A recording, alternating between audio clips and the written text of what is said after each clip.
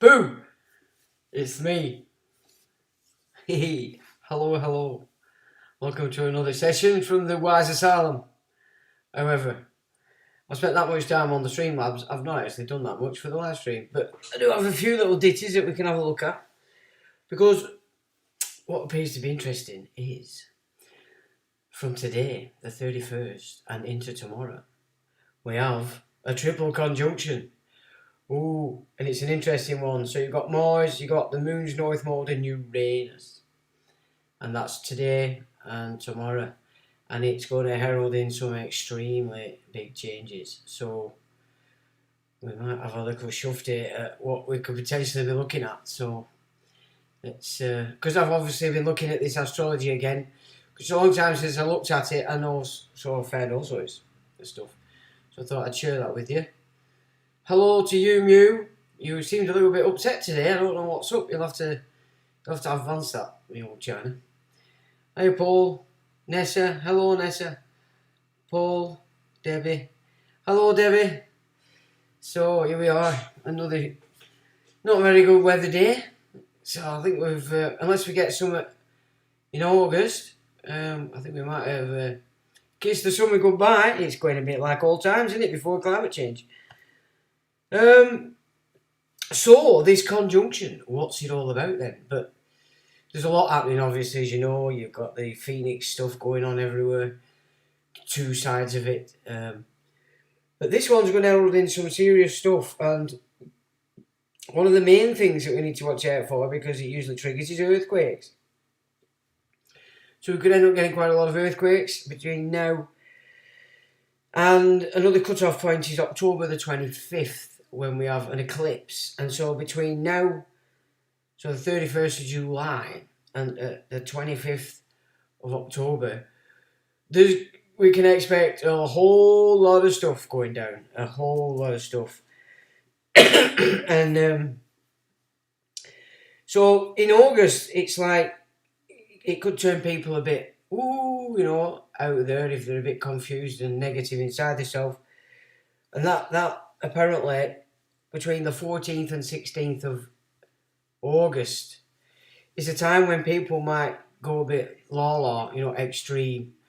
And interesting, when you get into the astrological terminology, it's actually, this event's called a decapitation. How about that?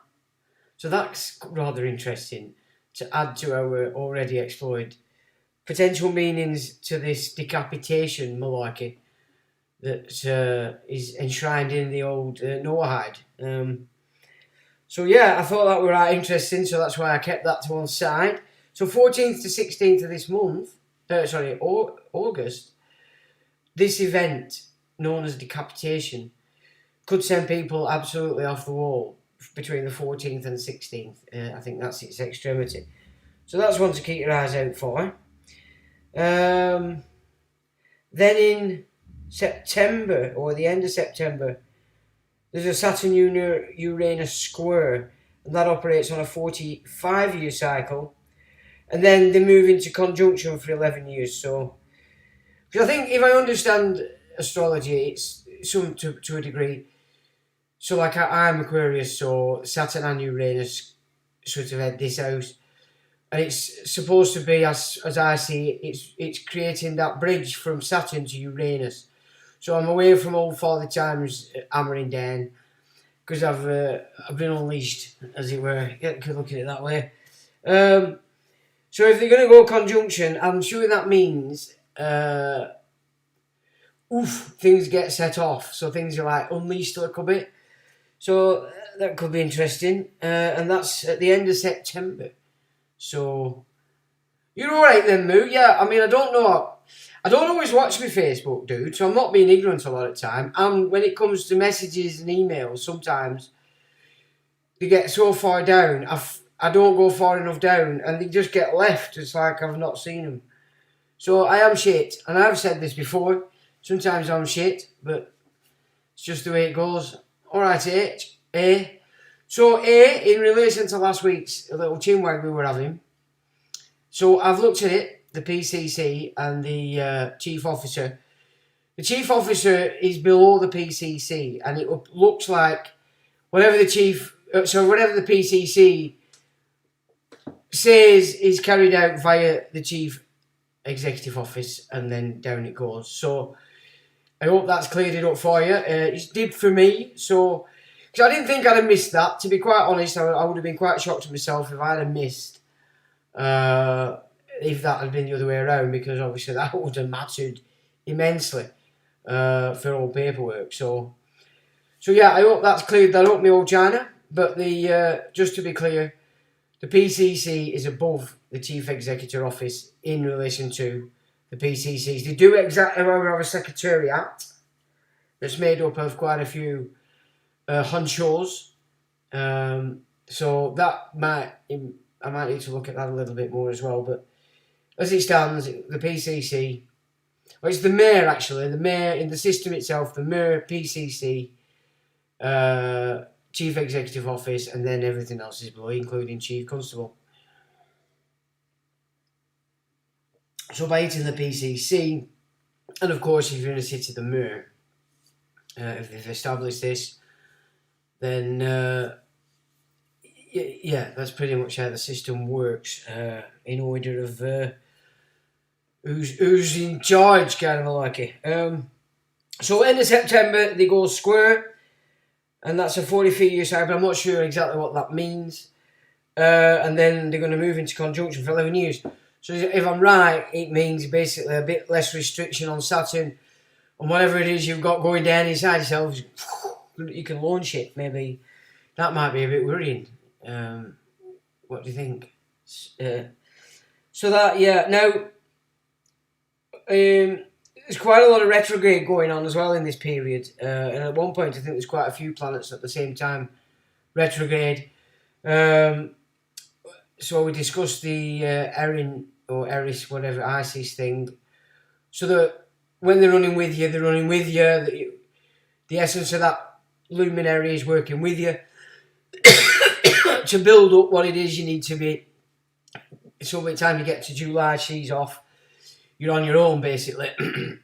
But it's amplified. That path that's been set is going to be amplified while the retrograde's on. So when whatever's going on with all these planets, you've got Pluto in there, Uranus, got Mars.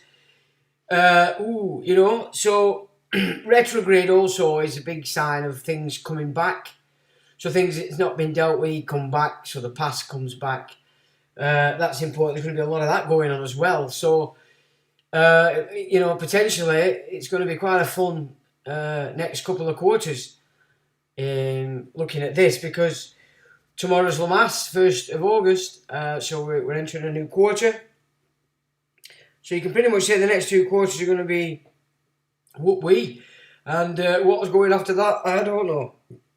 But also, so I was looking at one astrologer who was talking about Biden's astrological chart and Kamala Harris's chart. And October, he's going to be in for some serious attacks by and from his enemies. And something very serious is going to go on in America in October. What that's going to be, I don't know. But you've got the old trumpet, haven't you, waiting in the wings, King Cyrus, there, giving it his large. However, somebody sent me the other day a video of the trumpet and Klaus Schwab, and the trumpet's bigging them all up as amazing and fantastic. So, it's only a swap of face if it goes president, or if, as some have suggested, he might get a seat might become Speaker of the House, or some such like that gives him.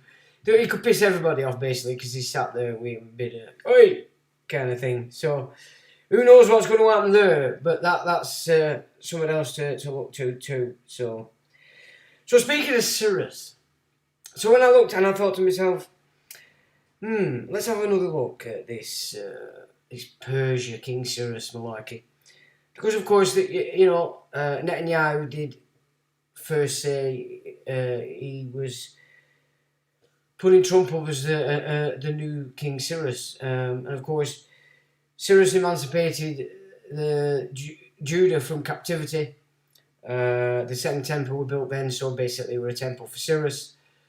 Cyrus were invited into Babylon, so I know So basically, he was invited in all over the shop to get rid of the existing elites, because obviously everybody was sick to teeth of him. So he was quite a big guy, and he turned what was a little piece of land into a huge landmass, and he was revered for that. But his lights were put out by a Scythian queen, Tomaris, from the Scythian groups, when he said basically he wants to come in and kick your head in, and she basically said, well, I think he kidnapped his son and killed him. And she just basically said, yeah, you can have your fill of blood. And he got snotted, he got his head chopped off and all sorts of nonsense. But so I thought to myself, well, who are these bunch of Johnny-come-latelys? You know, you've got two sides there. You've got the Persian, what we know as the Persian, and you've got the Scythian. But if you go right back, you're looking at... So the southern steppe of Russia, you've got the Aryans, or Arya, as they called themselves. And they divided, didn't they? So one lot went east and then went south down into India. So Afghanistan, what's now Pakistan, and obviously creating a base down there in Iran, or Persia as we know it. So that's one section of one group of what appears to be very technologically advanced, not just technologically, but language, how to create things, form things, and control things. So you look like you've got your two sides there, and you can actually see that that's come back. If you take on board that the ones that didn't move east, the Aryans became the Scythians, the Saki, all those tribes, that were all over Europe basically. You could say that they're actually two sides of the same Aryan race. So one lot took over the Mongols, so you Genghis Khan and all this kind of stuff. This is where you're looking at, these Aryan elites that are running the show. And I'd say they are the priesthood. And they use every single religion that there is because they control it. So I thought that were an interesting shindig. I was only looking at a couple of astrological stuff, and we ended up going back to Aryans, which I thought pretty interesting. Because the trumpet is been put up as Cyrus, so if he is, he's showing you that he's operating for the eastern side, not the western side. Can you get that? You know what I'm saying? You look at these presidents of the United States, they all go back to Godfrey de Bouillon, the first king of Jerusalem. The monarchs go back to that, you know what I'm saying, through Victoria and all this lot. This is all this eastern bunch. This is who they all are. And you can trace it all back to Sumer. Because you look at the Sumerians, when you get into that, they weren't actually the race that created Sumer. It looks like whoever the Sumerians were, they'd basically just camped on what was an Aryan civilization. And you've got to get into language to get into that kind of knowledge about how they named the cities, the original cities. They weren't Sumerian. So there's a lot of interesting stuff to be had in seeing that it's like there's two sides operating against each other, and yet they're both from the same stock, whomever these Aryans were originally. So then, I was looking into how the spoken word's been sort of abused and changed. Because if you take the analogy that everything's sound, everything is the word, the sound, vibration, everything's sound, like everything, it's just a form of sound. Then, if they change the languages to give a different sound, then you're actually changing the frequency of the communication, are you not? Which gets interesting when you start to look at the science of how sound is everything in relation to your health. Like we were talking about last week, your frequency. So that we're all picking up these frequencies. How you're formulating them frequencies inside yourself will determine what frequency you're outputting. So if you're afraid, you're fearful, you're depressed, you're stressed, you're not going to be putting out good stuff because inside you're not doing right well on the old frequency stuff. And so I've come across this before, but it's reminding me that there's a lot to be said that the English language is actually has been crafted as an inversion of the ancient languages. So the sounds that would have been made on the ancient languages have sort of been tweaked so that it changes the actual sound, the note, and thus the frequency of the communications that we're all having. So then it changes everything, doesn't it? It changes the frequencies in their entirety, which again is pretty interesting, because when you get into the fact that the biology is also operating according to sound or the frequencies, then by changing the frequencies of everything that we are, because that's what we're communicating, because that's how we speak, it's going to also change how your biology is working. And I picked this up, which it says 1/3 of the sensory motor cortex of the brain is devoted to the tongue, oral cavity, the lips, and speech. In other words, oral frequency emissions spoken or sung exert powerful control over life. Vibrating genes that influence total well-being and even evolution of the species. And that's Dr. Leonard Horowitz. So we know about that anyway, don't we? Solfeggio notes, etc., etc. The old cathedral choirs, all these these songs were specifically using the solfeggio to give you a sort of what you get in nature as a vibration frequency. You could gather in these cathedrals and churches and get your Sunday session of these sounds, this music, this rhetoric that would operate in accordance with your values. So you were basically getting a healing session, especially you're talking like from Industrial Revolution kind of times. But you get a bit deeper into that, and what you can say is as well is in doing so, they've removed us from the language of nature. So we're not on natural law as a consequence of the frequencies that we all use in our communications, because we're spreading it, aren't we? And that because of that, then we've been shifted into a man-made, fictional bubble paradigm. You don't even realise it's happened unless you are in tune with nature. Farmers have lost that a lot because they're all mechanised. I'm not saying they've lost it completely. I know a lot of farmers and they haven't. But the more mechanised you've become as a farmer, the less in connection with the land that you are as you used to be. So that holds water. That idea that definitely holds water for me. So we've been took off natural law and put into this strange frequency that's allowed those that are controlling this shift in us into a world that they fully control. And that's you could class as the word wizardry that I used to pop on about when we were properly, getting into the law kind of stuff and the language. So it goes beyond just that, of the legalese and the different definitions. It's actually, in the beginning was the word, and these buggers have shifted that word and put us into a false paradigm completely. And then you're not connected, so you're not picking up the other frequencies that are natural to this creation. You can only go within the paradigm that they've created for you, for your answers, for your help. So that's where it's leading all that, you know what I'm saying? So you could say then, because if you take the symbolism of maritime law, admiralty law, that we've moved off the land and into the water, haven't we? Whereas we need to take Capricorn, an example there, because Capricorn, the reason why usually Capricorns are very successful in whatever it is they're aiming to do, is because they're known to have 1 foot on the land and 1 foot in the water. Do you know what I'm saying?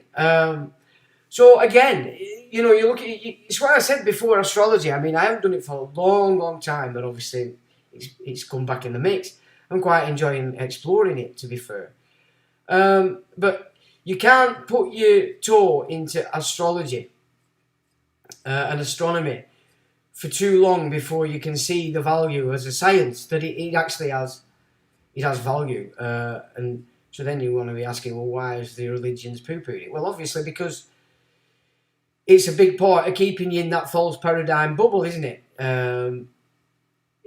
You know, the only way they can keep that bubble from breaking for you, the Humpty Dumpty effect, is once you fall off that fence, all the king's horses and all the king's men ain't putting you back together, are they? So it's essential that they keep everybody in the bubble, so that's why they put so much effort in doing that.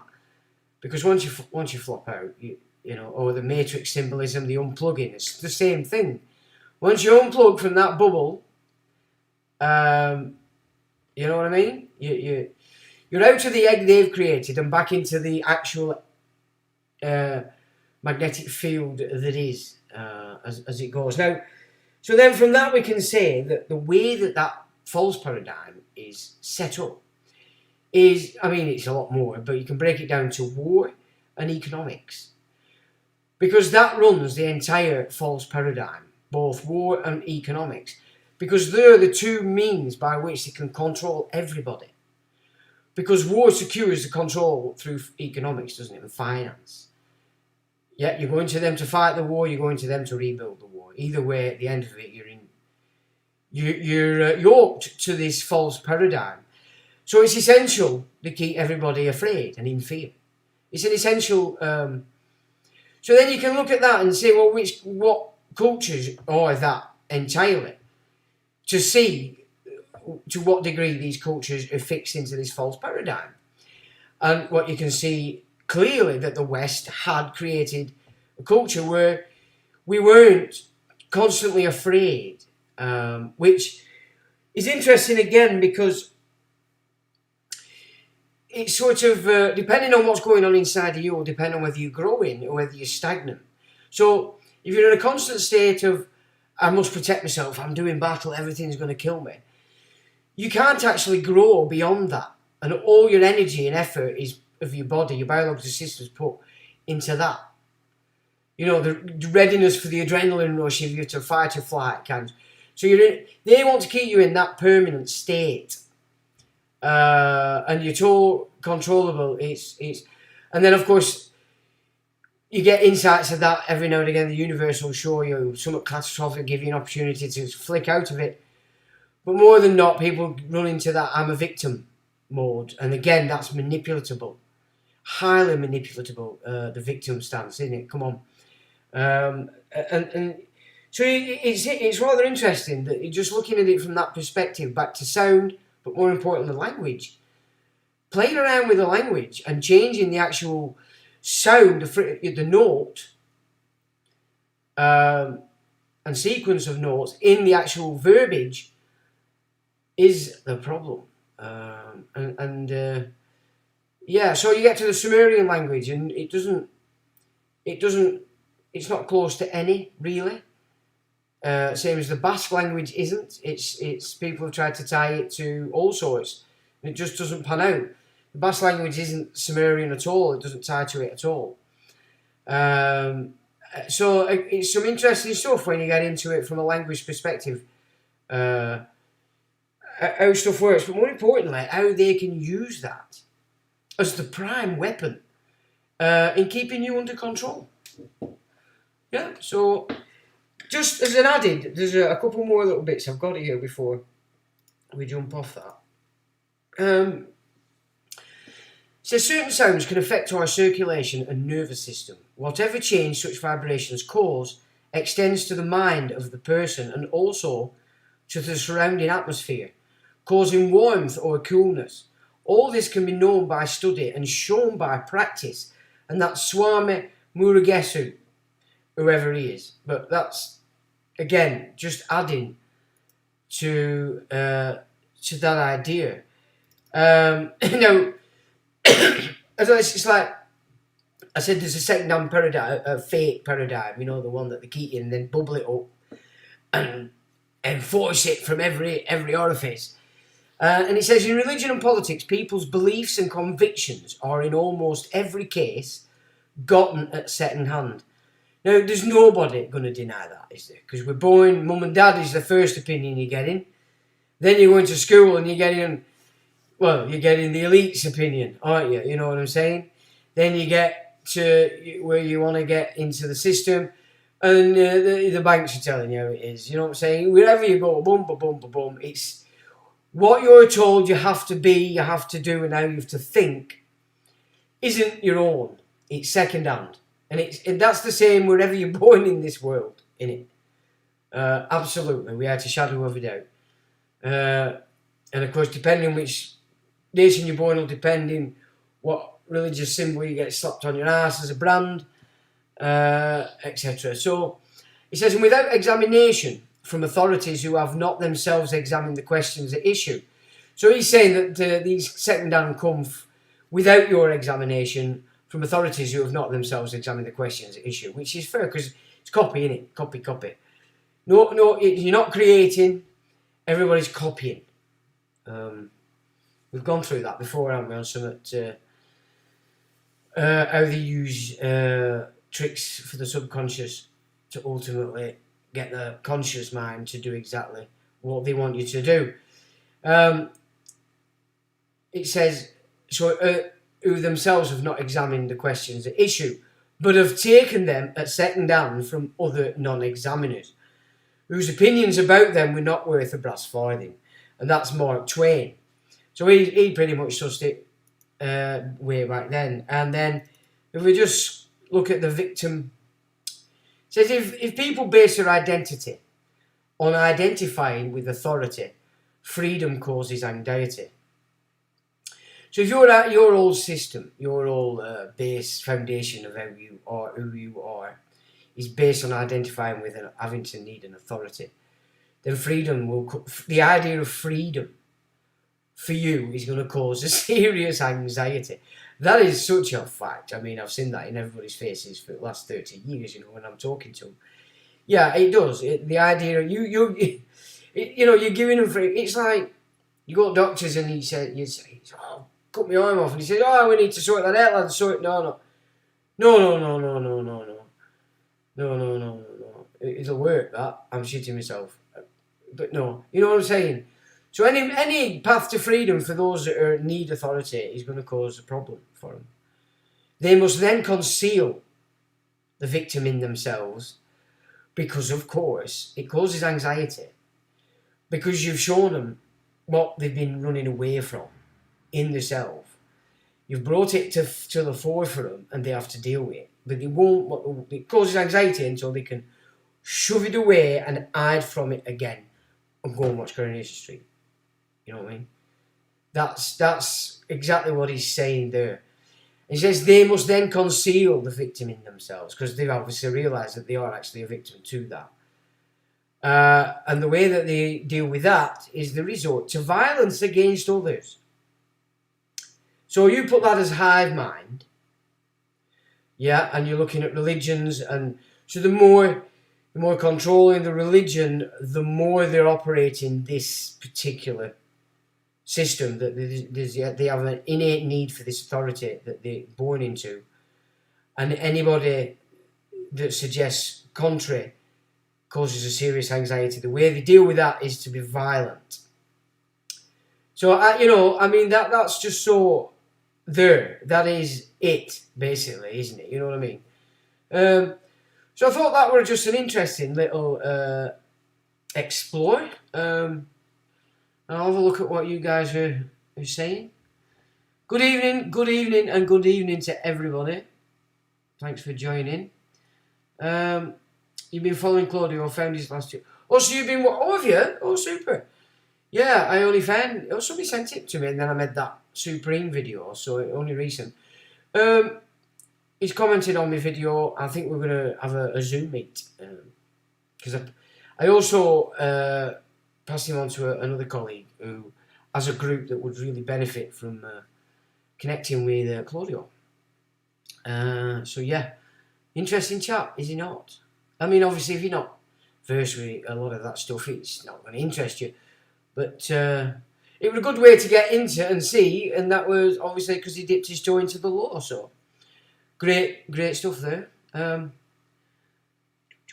I've looked at Pam Gregory also, Sean Astrology. Pam Gregory, that name rings a bell actually. So you know her as well, Pam, Debbie, right?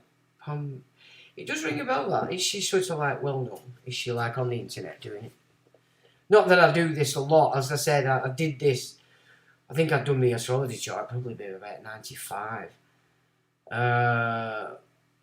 Because it was interesting because I was studying all the Eastern stuff then and the transcendentalism and such. So it all fit together in some way. But then I never continued it after that. Hello, the Truth Sovereign. Good evening to you. So A says, yeah, my complaint against the Chief Constable dealt with by the PCC and complaint against Police Crime Commissioner dealt with by Chief Officer got swept under the mat due to corruption within IOPC. So, you know, I can only surmise from that the way that you entered battle with them wasn't going to lead you to victory. So, in short, what I've tried to present is we know that these courts, the Johnny come latelys, okay, they're not giving you justice. They are policy administration checkpoints, if you will. They're just robbery. You just look at it as a rumour robbery, and you're on the right track. But you know, and then with me getting arrested and going through the motion again, because it had been a long time since I'd put my toe in all that, since the days when we were, you know, trying to work through all this freeman stuff and such, and we practiced it by doing it, but it were a long time in that, from that to that, and so it were a quick reminder really as well, more than anything, just how bad it had got in comparison to how bad we thought it were 10-15 years ago. It was nowhere near as bad then as it is today. It's ridiculous. So basically it's, you know, you're not going to get anywhere if you go into court unless you're really savvy. You know what I'm saying? And you frighten the judge to death and put him in dishonour. But that's not for everybody. You know, it's not. And it's not. So, skirting that, as I've been putting across, it's the paperwork that you put in. It's how you communicate. Because you're not really interested in going into the little shindig, are you? But to show, if you're going to have something from this, you've got to have teeth in what you're saying, as relates to being able to go to a higher authority and say, look, this is going down. You know, and it's sorting out. It's not funny. So there was chances one because you're dealing with equity, but what we were looking at the other week, these human rights covenants. There's your way. You need to everybody, if you've followed any of this that I've done and you're following others, that is such an important part now of your arsenal, because you don't even need to be smart enough to go to Chancery or pay somebody to put your Chancery case together that's not guaranteed to get through. So it was a difficult do. And as I was saying this to you all, I knew and understood that it were an hard one. But carry on, I had to do. I had to operate in because there is a remedy in that. As difficult as that may be, it's still a remedy, you know. But these covenants, you know, if you're holding your standing now, in paperwork, in your vocal communications, if you need any, but you don't really have any, you don't want to be talking to people on the telephone. Everything is done on paperwork, via post, because as I said last week, you're creating the case management file, and you're managing it. You know, these Johnny-come-latelys, you've seen the game, you've understood the game. It's no good wanting to go and kick the Reds in. Is it? That's not the battleground when you deal. The battleground is using your loaf, learning what it is about the language that you've lost or never had because you weren't taught it, so you can join in that shenanigans and trump it. Yeah?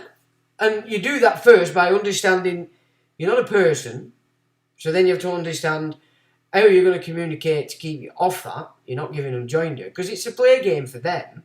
You know, as soon as if you were smart and then you're giving them at some point, the giddiness, the absolute joy that they have. Because they beat you in a silly little game that you're, in most cases, most people are not even aware of. So you've got to put the effort in. And so the first point is knowing and understanding the person. Second is knowing that these are not courts. As in justice, they're not courts of record. Court of record is clear. Anything other than a court of record isn't a king's court. You're not getting justice. There's no justice in it. It's money.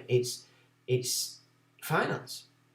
It's debt, and it wants paying. That's the game there. So this is much more important for most than the Chancery because it puts it within your grasp and your ability to use it, providing you created the case management file and kept you standing, shown them to either be responding incorrectly or just not responding. I mean, if somebody's not responding to you, you know what I'm saying? They're not responding to you. You just need to cement that and put them in a contract, and then you finish that. That's your case man. That's the case file complete.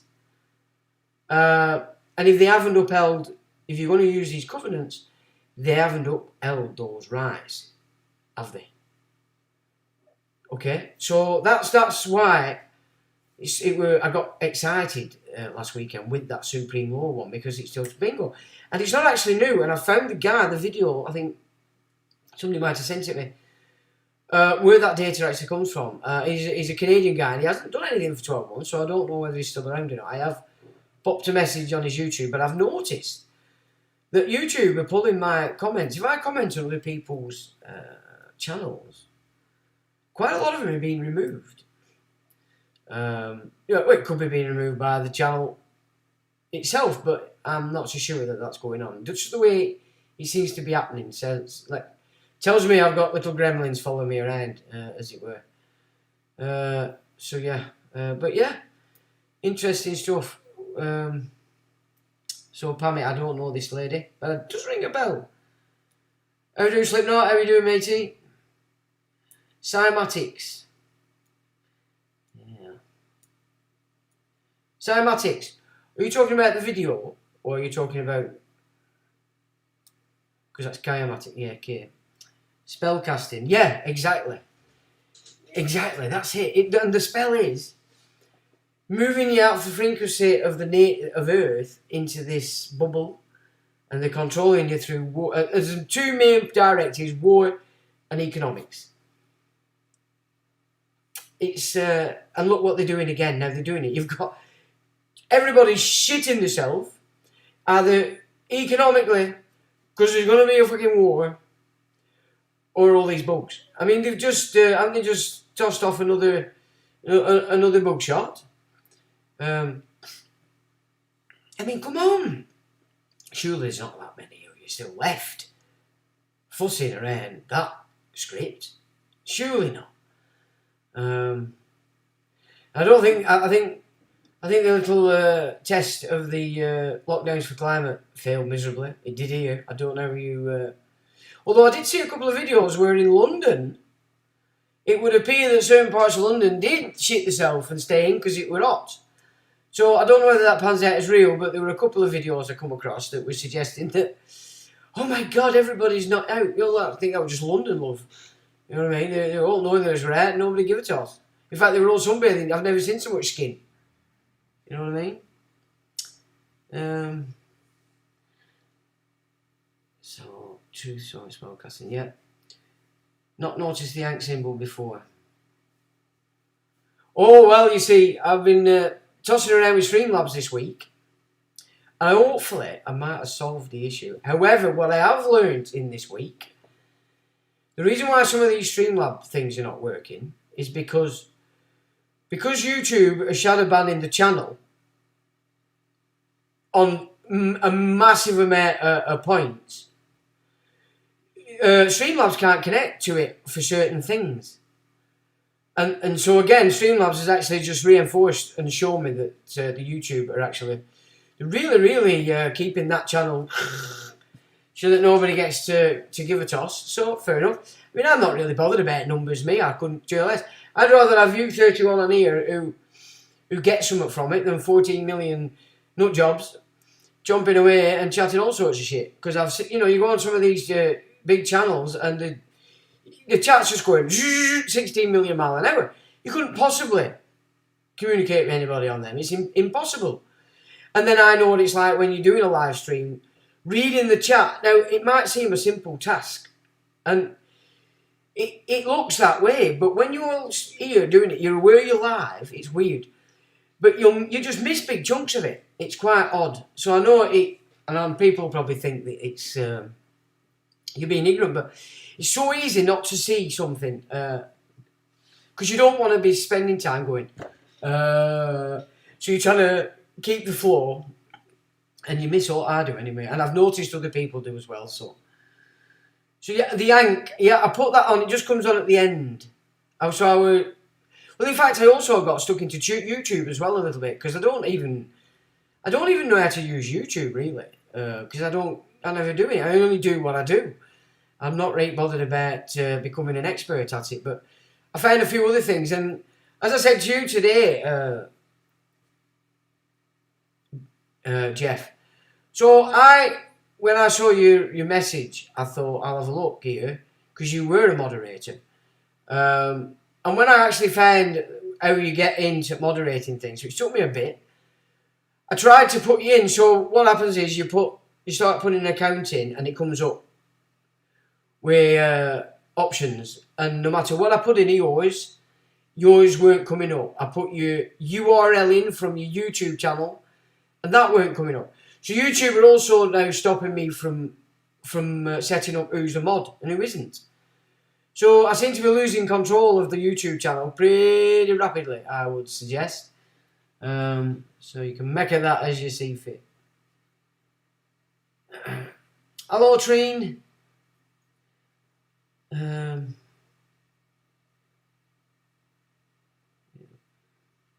Can't be always fighting, wasting energy on these buggers.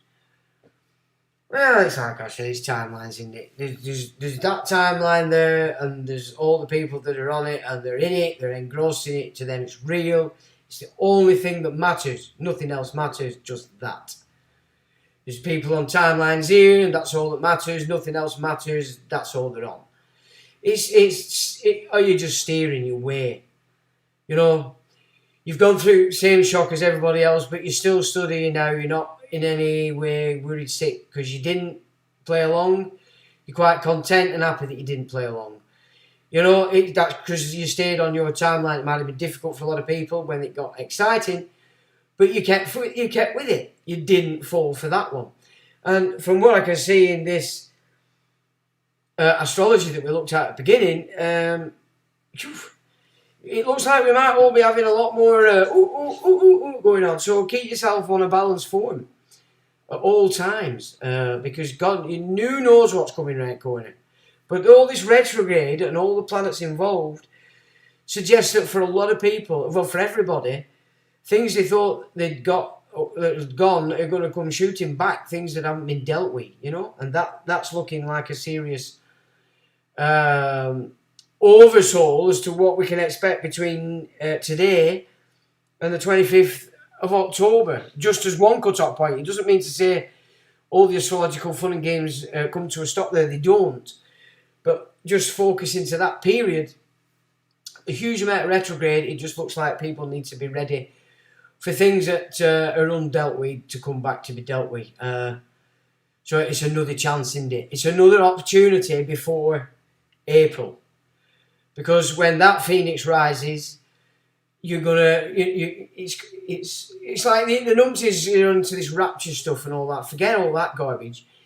It's about being at a point where you can access certain new energies that are coming in. Now, how that's going to pan out, what it's going to mean, who knows? But depending on how you've moved yourself up through your frequency, through what path you're on, your timeline, is going to depend on how you're going to pick up what's coming. Are you going to fall for this?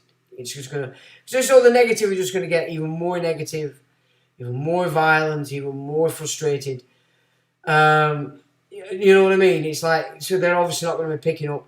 Or the way that they're translating these energies are going to push them further or unleash what it is they actually want inside their heart. You know, so that's how I'm looking at it in this respect. So if you've gone through this period so far and you've not played along, you know, be proud of yourself. It doesn't matter if you played along for a year. If you didn't, you're at this point now and you didn't, you know, you didn't get caught up in the nonsense. And you've got to give yourself kudos for that, you know. Hello, Treen. Oh, we're happy to have you.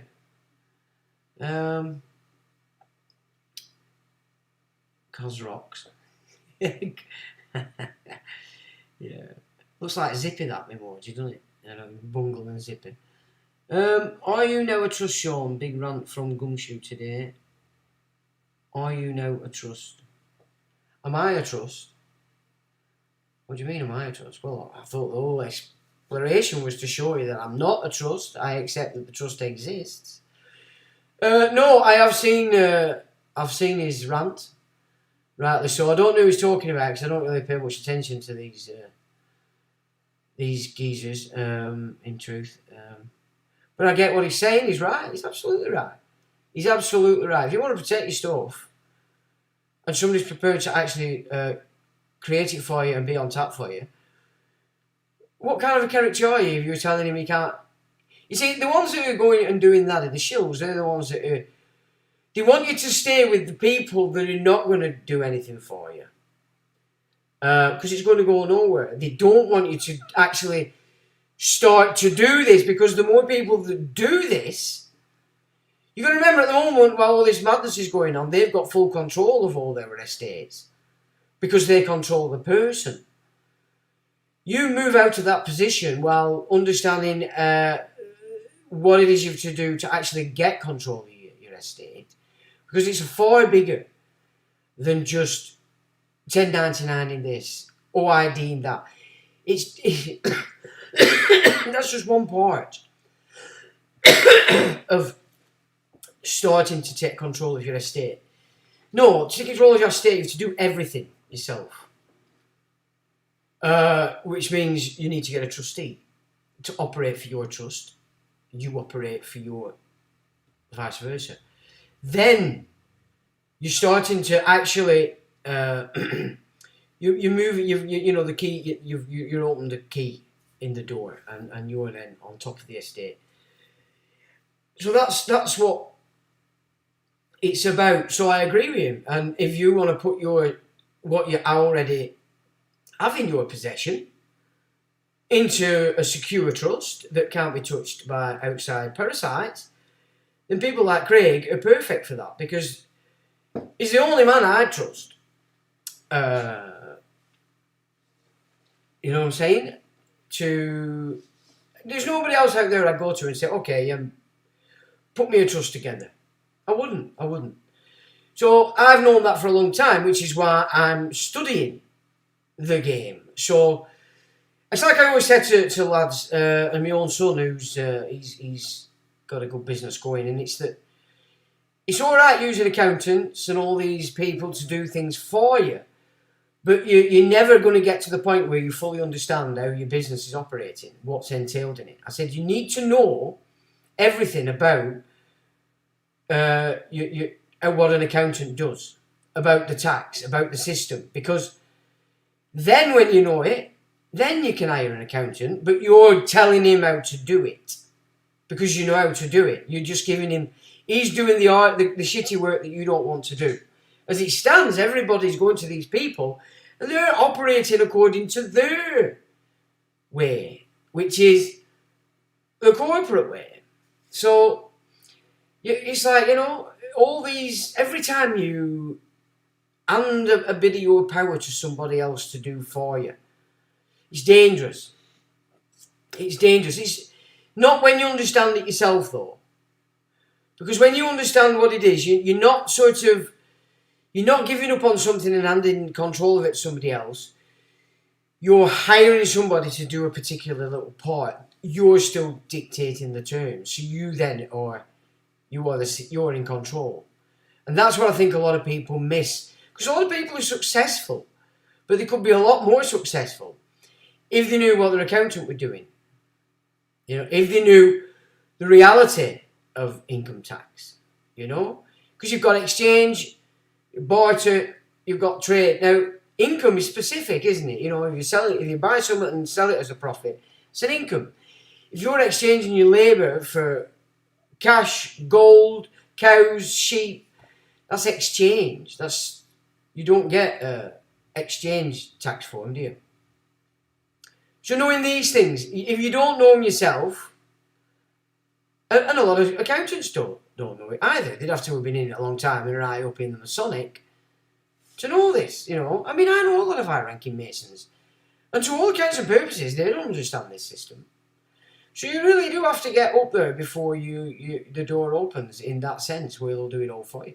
But again, they're doing it all for you when you join a secret society.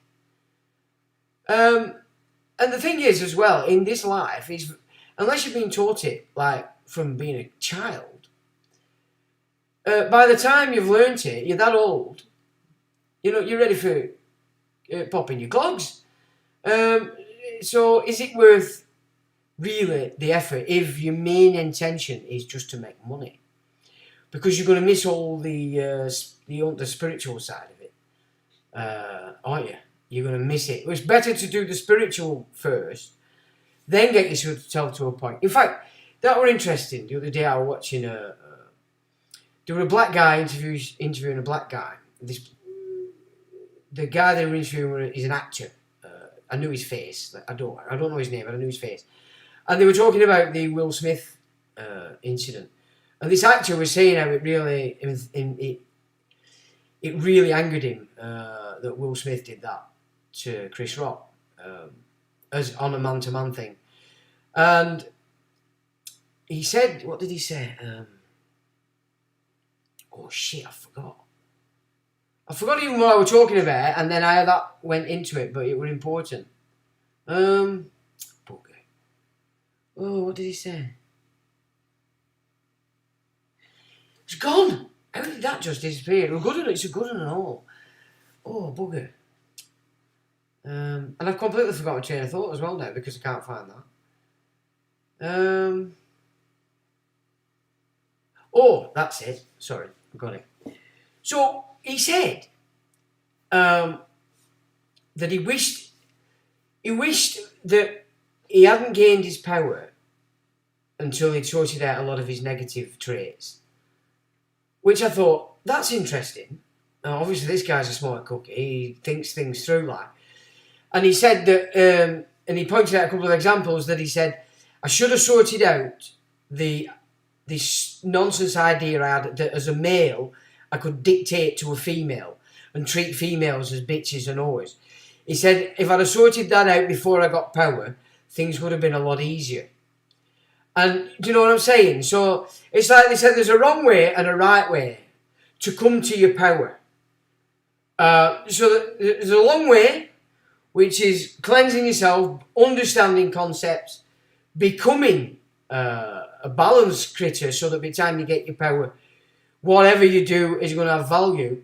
And then there's the quick way, isn't there? The cheat sheet. Just get really advanced in how to shaft everybody, stiff everybody, and make as much as you can. Then you come into your power, and what have you got? Nothing, because it's been built on you, so to outsourcing half of the important stuff that got you there to other people who are unscrupulous as you have been, and they're taking and nicking it. They're going to nick it, aren't they? They're going to take it off you because you've no clue what's really going on in your little empire.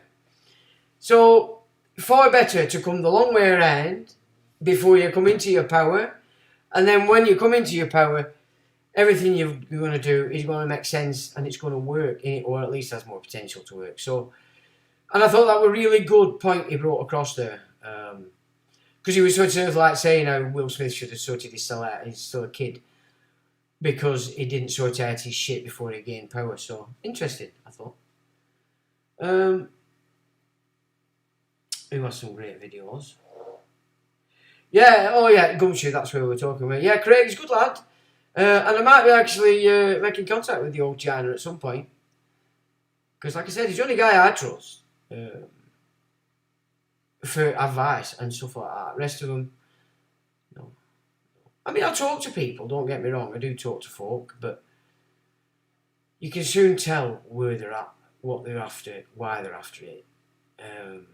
You know, and as the more you massage that muscle of discernment, you won't thrust empathy and your emotions on dead ends, really.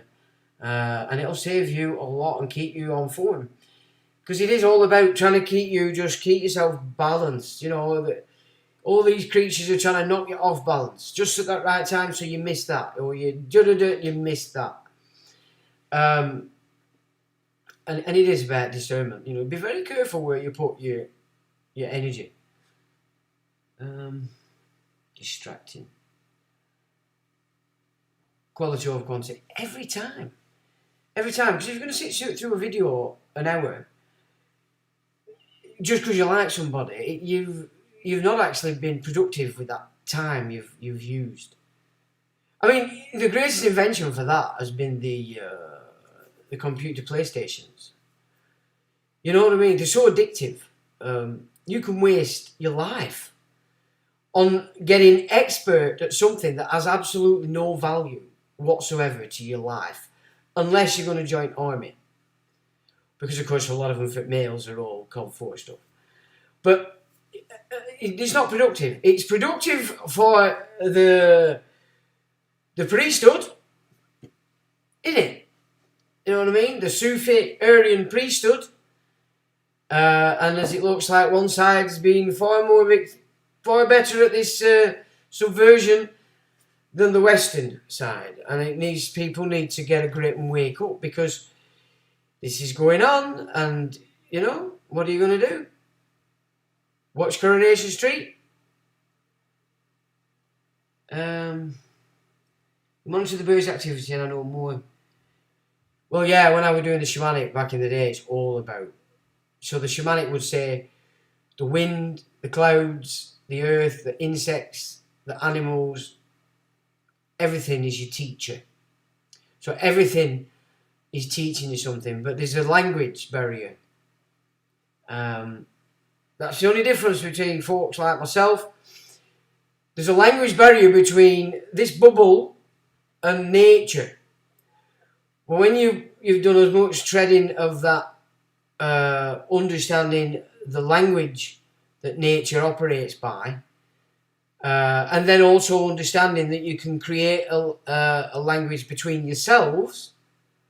So maybe you might keep seeing this one animal all the time, like, you know, if you're going in nature, look at what it means, what's its energy. What energy is afforded to that animal? So fox, stealth, isn't it? You know, stuff like that. And each animal has an expression of a particular energy.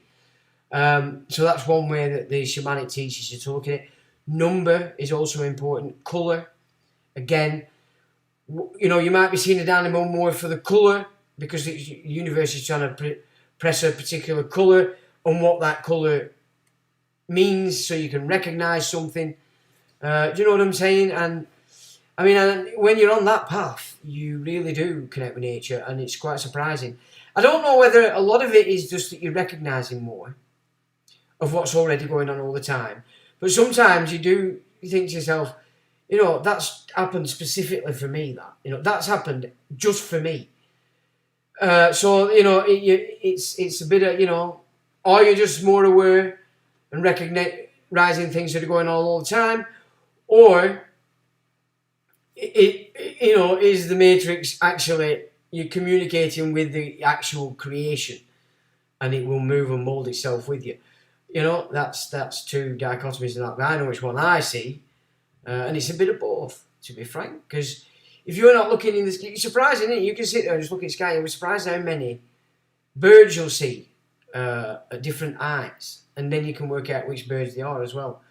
But if you're not looking, you're not seeing. A bit like the chemtrails, they're everywhere, and still people today can't register, even though they're doing checkerboards, and you'll point up and they'll go, "Yeah, it's just aeroplanes, lad." And you're like, okay, Because there's no capacity or logic there to go. Where are they going? In them crisscrosses? Where are they actually taking passengers? You know, that doesn't even function anymore in the bubble. Because of the word. So yeah, I'm always on with the birdies. And not just the birds, you know. I mean, I've seen a lot of rats at the moment. I'm very restless. I do feel restless. But there's a lot of other energy resonances with the rats as well. So again, I'm seeing a lot of that. So I know that's important.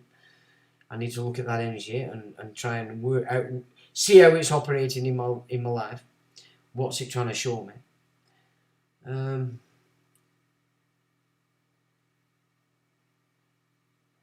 Don't you think we should, so Trine says, don't you think we should all create a trust with your family, friends, etc. as grantor? You and other trustees can also be beneficiaries. Well, the thing with trust is it's the trust is going to be exactly what is on the trust deed. Whatever it is you write on that as the trust, is what it is. It's its boundaries, it's what it can do, what it can't do. And as long as the trust operates, as long as you've got everything inside and together in that trust, you've got an account tied to it, etc. Trustee, you know, because remember, it's a dangerous game with the trusts, as we saw with the Crusades. I mean, off went the landed gentry following Richard, while they'd encouraged everybody to put their estates into trust. The trustees then were looking after the estate while they were hoity-toiting. The sheriffs, through John, you know, the Angevins, which is what were ruling through Henry and Eleanor. The Angevin method was to then put full support with the sheriffs in order to support the trustees' claim on that estate. Meaning then, the trustee gained the estate, but the sheriff, this new system, had power. Because they'd given it you, they could take it away. This is what I used to say to John. You know, John, I'd say, look, I know you're only getting free on this. I said, but you're after a piece of paper, lad. You're after a nod to say, yeah, you're free. I said, well, if somebody's giving you freedom, lad, they can take it away. Yeah?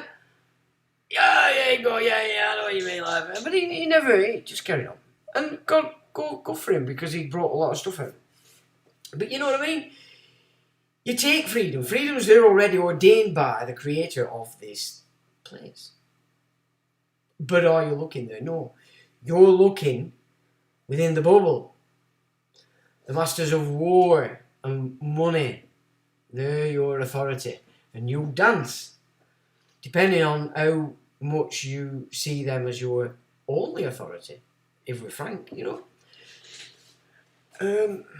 So I don't know about, it's dangerous, that's what I was saying. The trustees basically got control of your stuff, you know.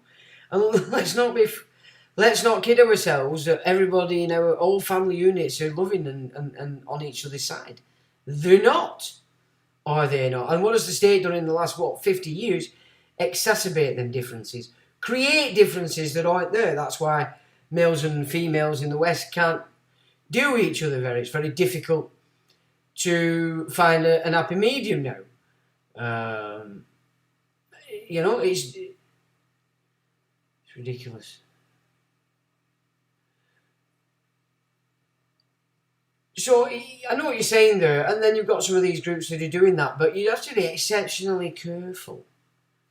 So I'd say it's better doing it on just your family. Create a family trust. You know what I'm saying? But then it's how you word what happens. See, the idea of a trust really is to ensure there's a natural progression of the assets rather than the state getting involved. This is why they want you on a will. The will then gives the state power of attorney to act in it and arbitrate. But the whole idea of having a trust is you're creating an entity that can't be attacked by these parasitic operations, even when the beneficiaries die, because in the deed you've said who you're stating how it's going to be in. So basically, if your kids are screwballs and you've got something, And you know that if you just hand it to them, they're just going to blow it. Or if you've got property, they're just going to sell it, which is what's happening all over with these farms. Youngsters can't be asked to do farming. They're too busy playing with their nails and shaving their bollocks. You know what I mean? So they're just selling it. And land, who's buying it? You know what I mean? This is going on right now. This is exactly what's happening. But if you wanted to secure what you'd achieved and maybe inherited, then putting it into a trust and setting out like how it's to be is perfect for that. So then you need people like Craig, and you need to pay the man. You need to pay the man. What's up with you? I mean, I get people sending me emails all the time saying they'll pay me ridiculous amounts of money sometimes to help them. But I've ceased because it's even though you're not in the dock, you're still emotionally involved in the situation, and it can be quite.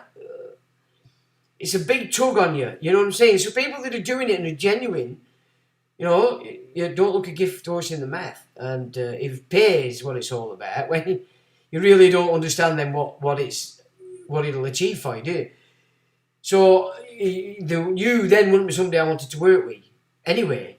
You know what I'm saying? But yeah, Craig's a good one. Somewhere over there. You spent a year being 8th in the world on PSMTG. Well, I think it can help you sometimes. You're a bit nervous. It can take your mind off things. I haven't got one, but when obviously I had four flea bags, and we weren't just lads. Girls were into it, but girls were into all horror stuff, whereas lads were just into anything crazy, taxi, anything with a car.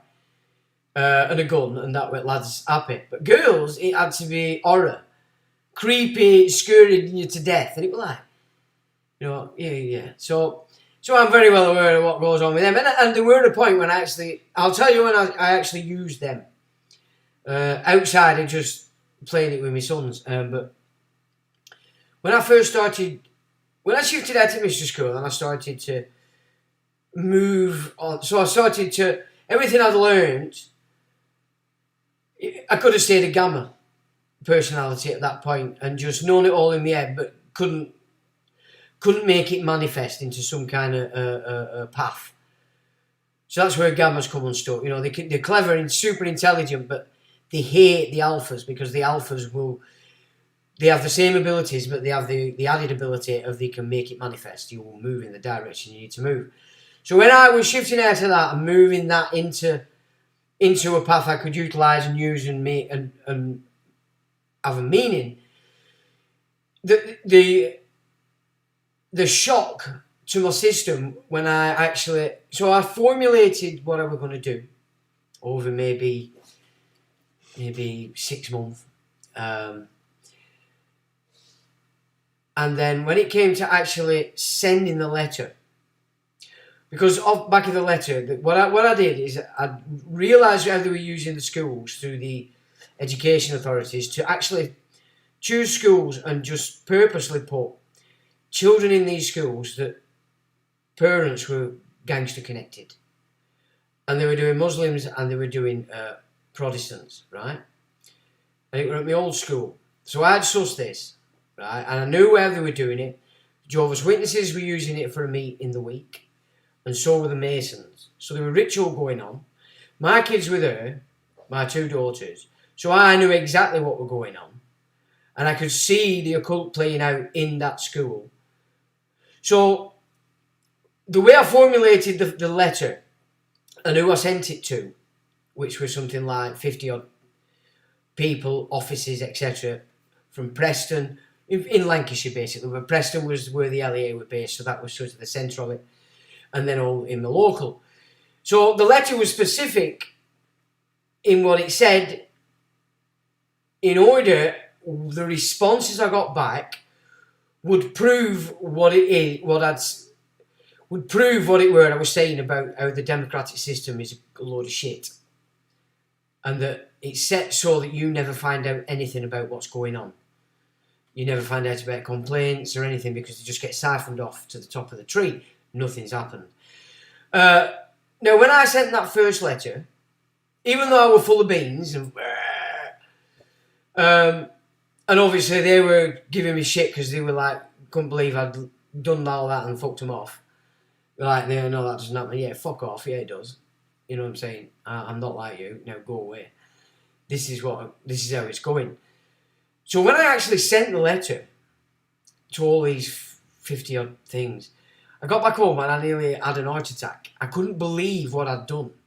It was that opposite to my normal life. And I knew that I were doing battle because you don't make accusations like that lightly. Do you know what I'm saying? And I knew. But even though I knew what I was doing, it weren't until I'd actually sent it, got back home, it sunk in what I'd done, and I was like, oh my God.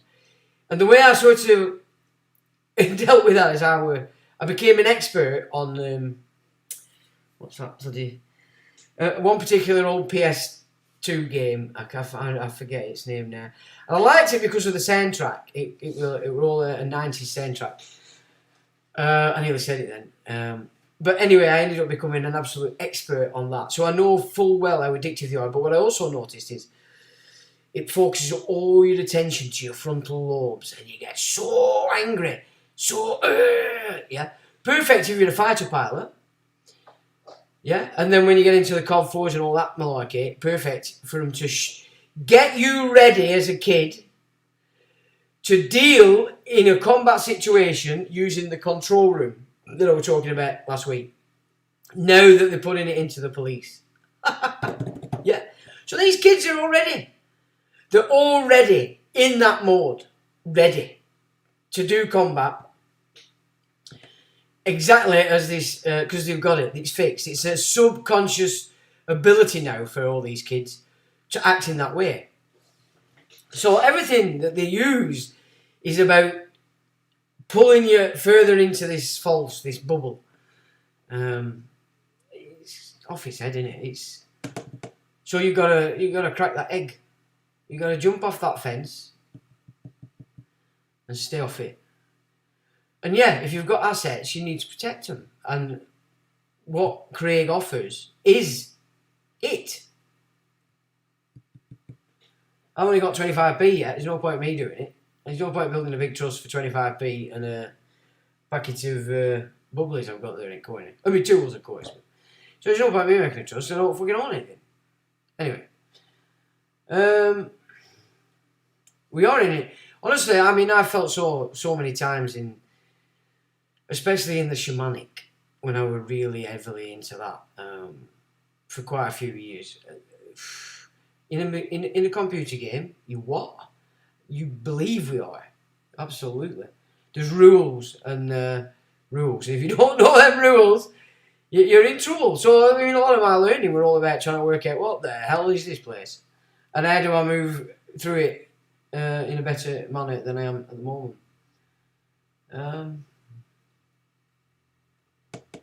So you became an expert on the PS4. See, has that comment gone? Oh no, there you go.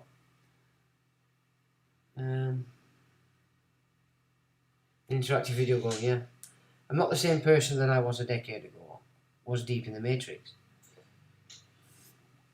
Yeah, absolutely. I mean, I've always been an oddbod and different, but yeah, I have to say I was pretty fixed when I was a youngster. I was heading that way anyway. But that didn't last long.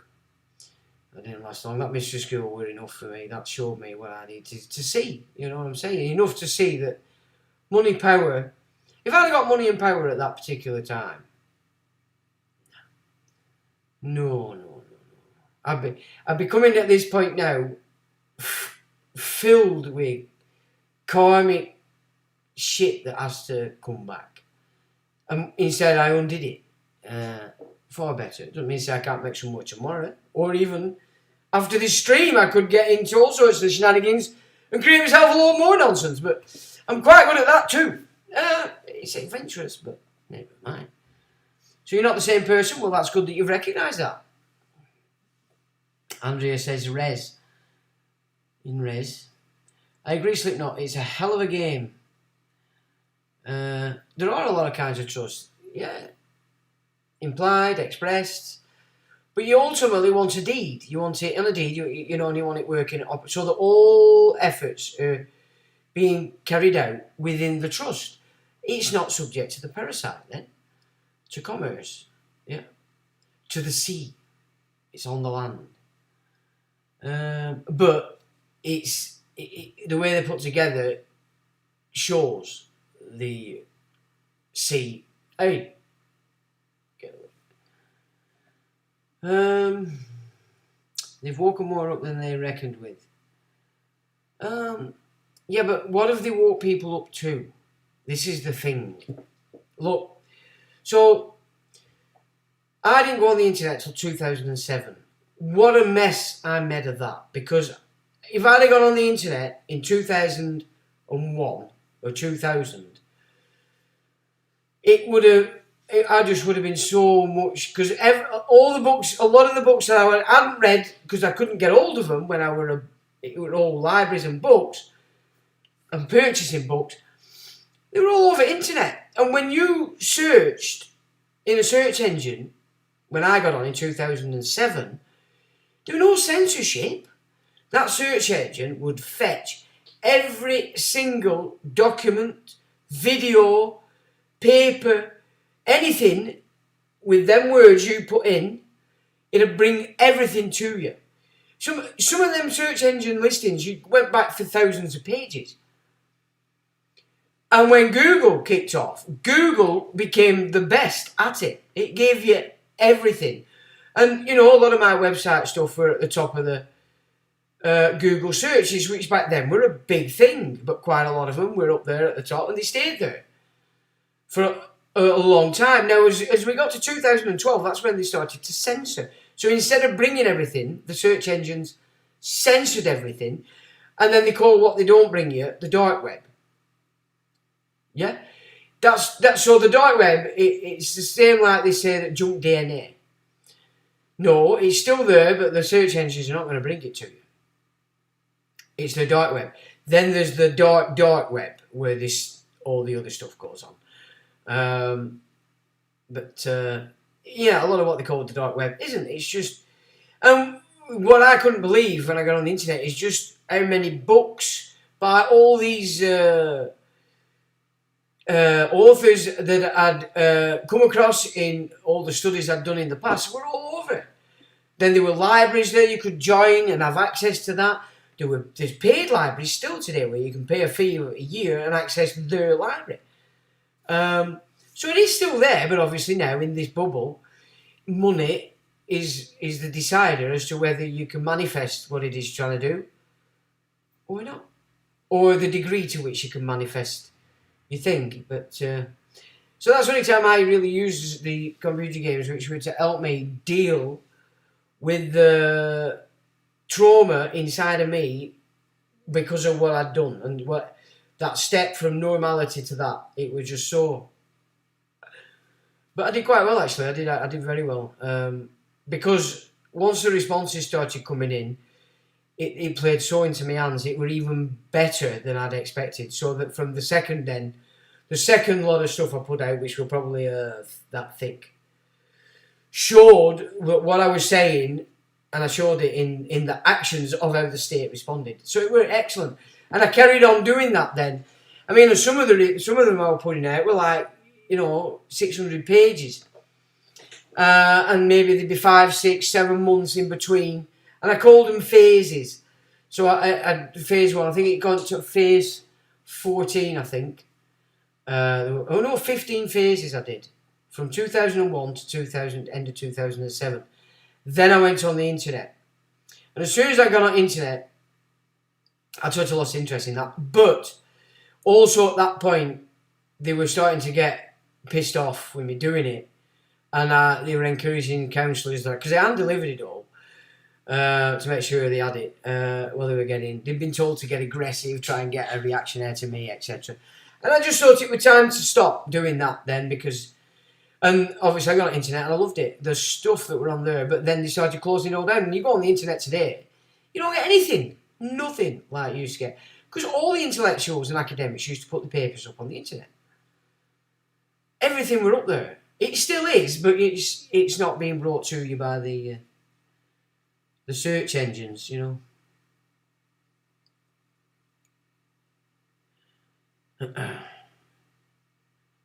Don't worry about any paper without your signature and theirs. They're not all on board if I agree. It's a lonely game. Well, it's a difficult game because everybody is at a different level of what they know. A lot of people are trying to be heroes, you know what I mean? And generally that drive, if it's strong, will get them to do things they shouldn't do too early before they fully understand what it is they're doing themselves. And of course, anybody that just help can end up getting in a lot of trouble. So not everybody's out there doing it deliberately. A lot of it can be just over-exuberant, really, on wanting to get stuck in and get on, but there's just certain things that they've not cracked and understood properly, which is why I never really help people, or if I did back in the day, so I'm talking 10, 15 years ago, I made templates. So I just kept making templates all the time. That was my big thing.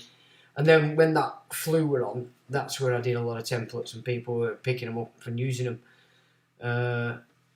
So that's how I did it, really, rather than one-to-ones and all that. Although I did speak to a lot of people, of course. But a lot of them just kept it to themselves. They weren't. A lot of these freemen lads, they were looking for money all the time. So they'd only give you so much. Once I realised that, I stopped bothering trying to get the info from the freemen. I'd speak to them, but I just did my own thing. And you know, at this stage today, I can say it's worked. It's worked well. Probably could have been a bit easier if I'd have paid more attention to some things at certain times, but I didn't. But I'm still here. 144,000 genes makes more sense to me. These games, it's a shame they don't make games on how to win in court. Well, that's the thing. You have to. It exists. It's up to us to find it, isn't it? That's the thing. But most people, they're that used to, like I said before, giving themselves away for other people to do. Well, you give people command in that. But if you know what you're doing, you change that mechanic, you're actually hiring them to do a function and you're telling them what to do. Then it's different. And I've encouraged all my offspring to learn the game, and then they know what they're doing with their accountant. Yeah, so. Because remember, in any of these courts, anybody that's coming in as a witness, as an expert, etc., has to sign off that they understand that although they know you're paying them, they're actually operating as a court officer and they're working for the court. And they all sign that off. You remember that. You don't want to go to court. And I saw that the last time I actually helped an old couple who had a really bad job done on their house. And they asked me to come in and give it a survey. I did. So I gave it a survey and I just put it together, everything that were incorrect. And then they ended up taking it to court, which is when I found out that the courts weren't accepting anything from me. So they had to so the courts made them spend a lot of money on an expert. And when they showed me what the expert had put up, he copied mine. So that's when you can see you don't want to go to court for anything like that, honestly, because they're all playing in it against you. Because if you've got money, they're going to take a big chunk of it. It's that serious. It really is. They're only interested in taking, because you're dead. You're already dead. Anyone see the triple helix, the queen little, how it makes sense they have inserted another helix through the spears onto our own? Well, they're changing the DNA by fluxing in immigrants. That's what they're doing. And she doesn't represent what you think she represents. You've got to look back at the genealogy and what they claim to be from. Then it makes sense. All of it.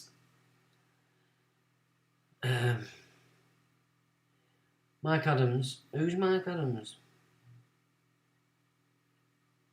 Oh, I've seen quite a few things about that. Yeah, I'm not sure. I mean, whatever they've done, it only matters to people that have gone and done the deed. If you haven't, Why worry about it? Because there's nothing you can do. You can't change. Although, I think I was a little bit naughty last week because I sort of suggested if you've done the deed, that's it. But I did put something up on my Facebook I'd forgotten a couple of weeks ago where a young guy who's very savvy medically, and he was saying basically, he was laying out a lot of stuff that if you have gone with the deed, then there's these things that you can do in order to try and get it out, So all is not lost, I would say. Maybe if you go too far down with it and you have a lot, then maybe you're going to have some problems. But everything seems to be rather quiet these days. You don't see it. There's a lot of people missing. I'm sensing that. So just how many people have succumbed, I don't know.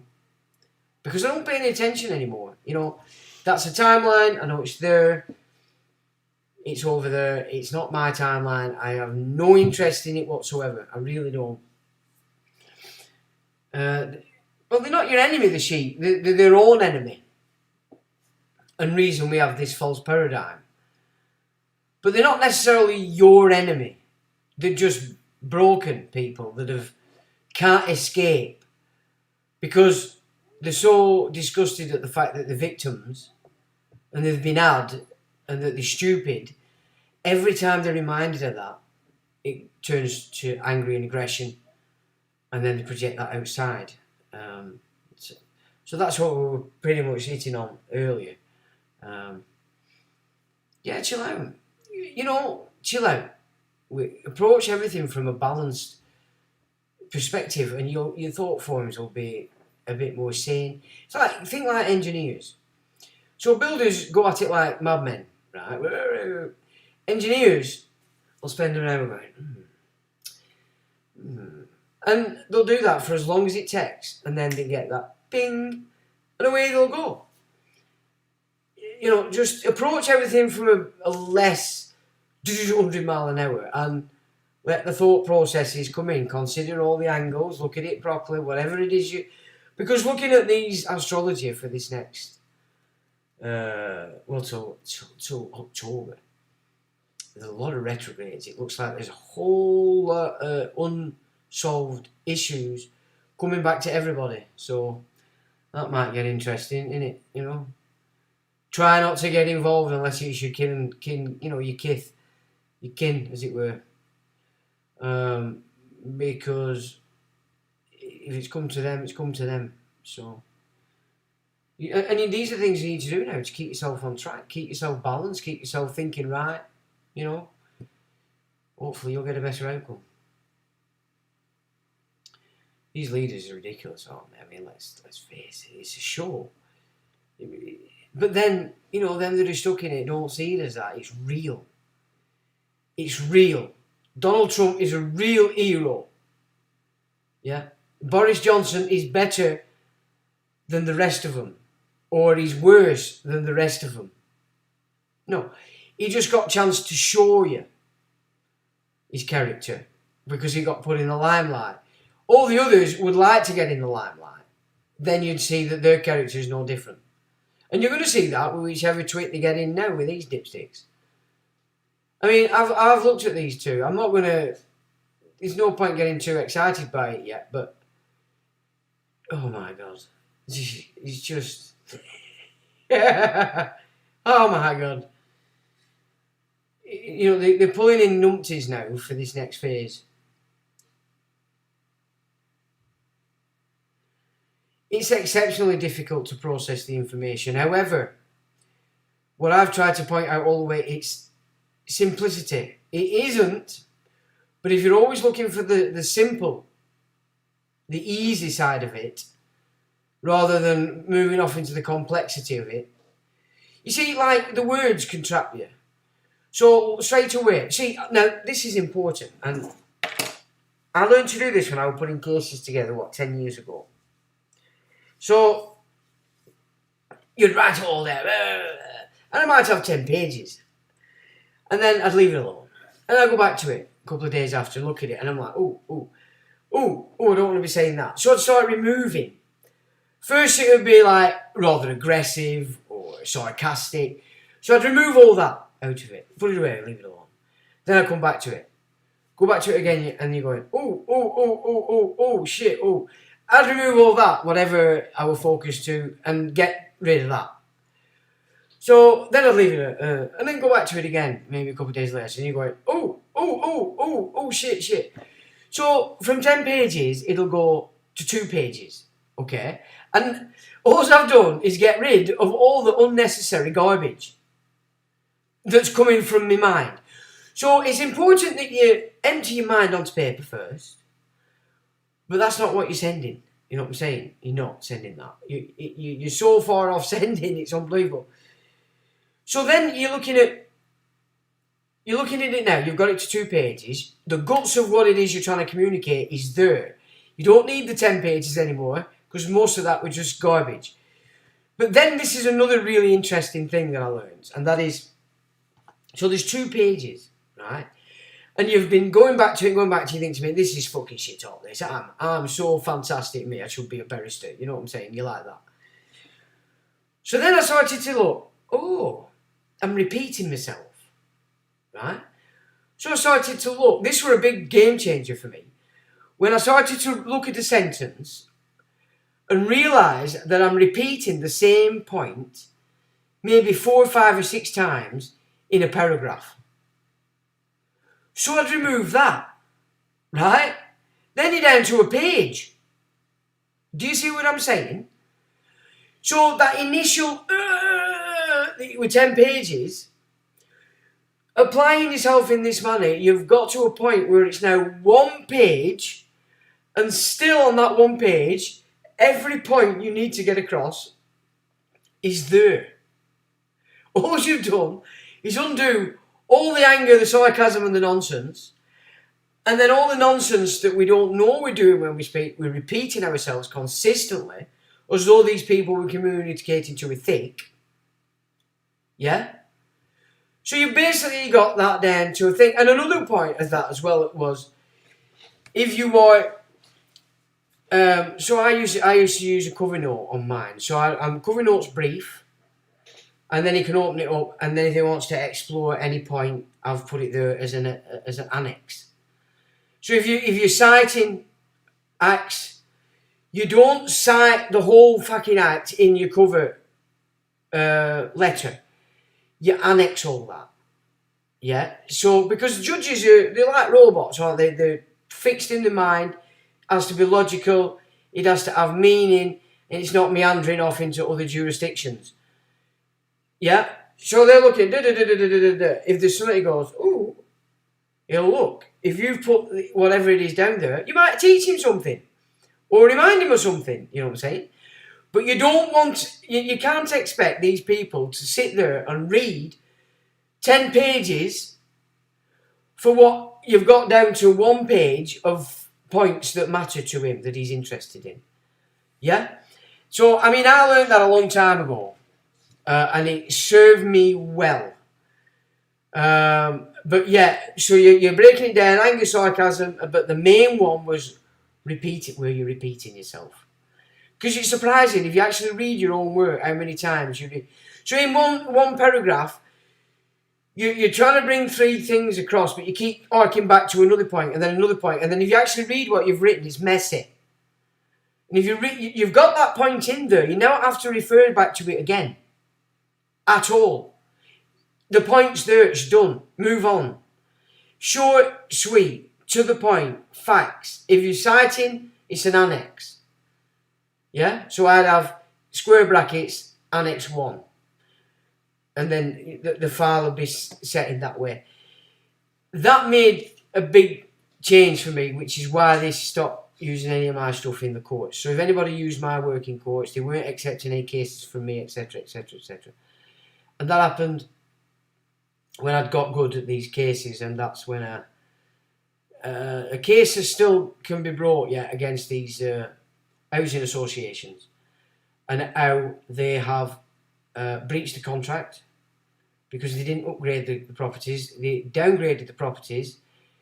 The main point being, the properties up to these refurbs could heat your water by 2 methods, gas and electric. When they refurbed them, they took all the electric out and put everybody on gas at the same time, striking about gas. So all this gas is deliberate. So you can see this player, Putin, they're all sucking each other's winkles. All of them, right? And if they're not doing it now, they were doing it when they were younger. That's how connected they are. And they're all being run by the priesthood. Yeah, who in my opinion would arc back to Aryan blood. And they've took control of Rome, they took control of the religions. All of them. And that's why the religions are heading to absolute Armageddon. And they are. And it's sad. It's sad. Our enemy is the sheep. You're ready? So, like you're saying, you're saying it's complex. Well, Craig is offering a full service. But, again, and this is why it's so important that I keep arcing on. You need to understand it yourself. It's good to have somebody that you can ring and they'll help you. But you've got to have a gist of it, because how can you, it's all right having it there on paper. As Craig said today, but if you can't operate according to how that demands you operate, you're gonna open yourself up to the parasites all over the show. So a lot of people whinge and moan, and I know because I know what it's like. But ultimately, if you look at it, it's because you can't be asked. It really is that simple. And I know you all probably get upset at that, but that is, if you take it down to what is really going on there, why can't I do this? It's because you're using the term can't to cover the fact that you won't. You know what I'm saying? I bother people with that, mate, because everybody go, I can't know, so that means you won't. You know, then I have an easy fit have proved my point. The ones that shut up, they're the ones I'll put effort into, because they've listened. It went in. They weren't arguing with me, they were listening to me. You know what I'm saying? So that's another way, if you're helping people, look for these little pointers. If they always come about with an argument, forget them. If they're not listening, they have an agenda. That's no good. Has it gone in? Can you see it working in how they're talking, communicating after? Because then you know that they're listening to you, not arguing with you. Anyway. It is hard to process it. Well, I've been doing it a flaming long time, and I'm not the all-seeing eye in this. I'd be buggered with some friends I have, and some associates. You know, it doesn't work that way. We all do need each other, yeah, absolutely. But of course, trust is a major issue as well, isn't it? And we don't have the bind that we used to have. You know, we can't assume anymore that you walk down the street and everybody's thinking like you. Which brings me to something I spoke about. Well, actually, what we'll just do first is I just want to go through. I want you to look, because we've been doing the Phoenix. I want you to have a look at this. Now, hopefully, I've cracked this on. Here we have. If it transitions, it's transitioned. And look what I've done. I've got my little face in corner. Am I smart or what? That's my week on Streamlabs, tossing about. So that is one of the maps from Edgar Cayce, showing what he sees after, I think it's the 252 event. I hope it's not the 240. I think it's the 252, because the 240 is apparently going to hit the Asian continent. Just look at this. Look at America. Look at Canada. Canada's gone. It's a sea. And that sea's come all the way down into North America. It's took a big chunk off South America on its bottom, and a big sea has entered at its top. Look at Africa. There's a big sea in the middle of it, all the way around it, inside it. Look at Europe. Europe's gone. It's gone. Blighty is nearly gone. Look at New Zealand. It's expanded and now touches Australia. Look at the size of New Zealand. This is what they're working to, folks. And Atlantis has risen. Can you see that? There's Atlantis has risen. So this is what Edgar Cayce we're mapping out. Look at the size of New Zealand. Look. Can you see why they're moving everything? Yeah, but they've done it cleverly through China. So that you don't see the game. Everybody thinks it's China. Well, China's just been scuppered by this Aryan branch of the East. Yeah? But look at Africa.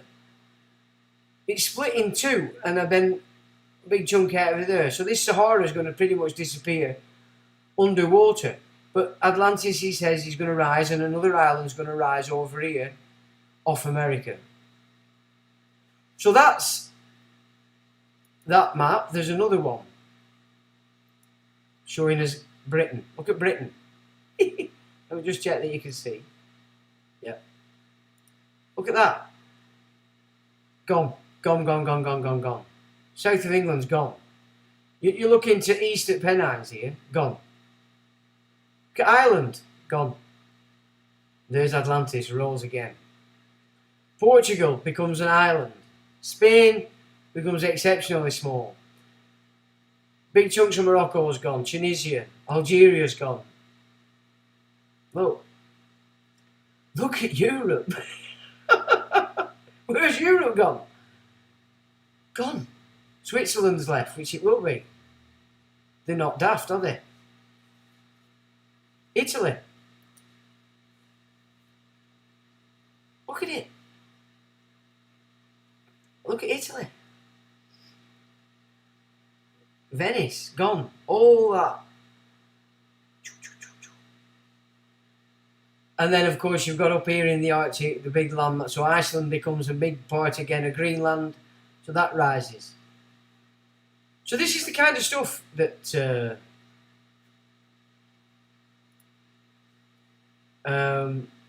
these elites are dealing with.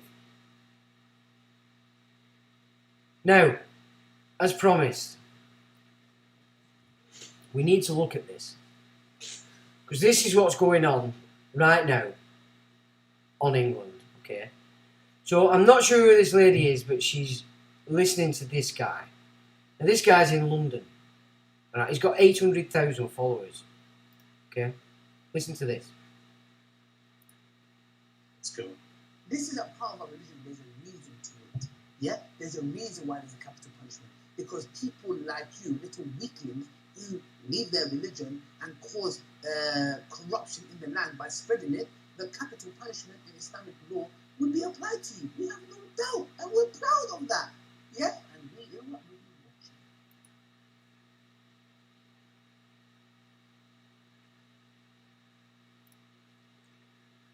So why has he got 800,000 followers? And he's called Ali Dua, 800k subscribers. Why has he got 800k subscribers and nobody's batting an eyelid with language like that? If I said that, well, we know what would happen, wouldn't we? Do we not know exactly what would happen? Of course we know. We know exactly what would happen. So that's one of the videos I was speaking about with you last week. Now, there's another, because this guy's a nice guy. So there's no malice in this guy, what he's saying here. No malice at all in this fella. Oh, what's happened? Wait a minute. It's flipped off. Oh! Something's gone a bit weird here, it's disappeared. Prophet Muhammad sallallahu alayhi wa sallam used to boast about them. جاءكم أهل اليمن, the people. I don't know what's going on here. Something's gone a bit weird. Wisdom. Right, so I just need to pause that. So we've got this guy here. Now this guy's not in any way being, he's not being a bad one, this fella. But we need to be aware that this is how it is. So we'll go back here. You ready?